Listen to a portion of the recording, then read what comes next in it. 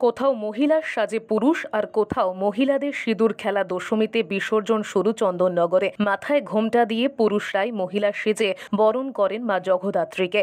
232 বছর ধরে এই প্রথাই চলে আসছে ভদ্রেশ্বর তেঁতুলতলা জগদ্ধাত্রী বারোয়ারিতে। এই বছরও তার ব্যতিক্রম ঘটেনি। মোট 15 জন পুরুষ, তারা একেবারে মহিলাদের মতন সেজে গুজে মাথায় ঘোমটা দিয়ে হাতে শাখা সিঁদুর পরে দেবীর কনকাঞ্জলি ও বিদায় বরণ সম্পূর্ণ করেছেন সুষ্ঠুভাবে।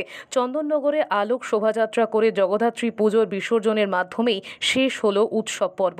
সোমবার বিকেল থেকেই জগদ্ধাত্রীর বিসর্জনের শোভাযাত্রা ঘিরে উৎসাহ ছিল মানুষের মধ্যে। এরপর রাত যত বেড়েছে ততই শোভাযাত্রায় দেখা মিলেছে আলোর খেলার। চন্দননগরের বাগবাজার, বড়বাজার কিংবা চাউলপট্টির আদিমাকে একে অপরকে টেক্কা দিয়েছে লাইটিংয়ে। কৃষ্ণনগরেও শোভাযাত্রা করে বিসর্জনে জগদ্ধাত্রী পুজোর সমাপন হয়েছে।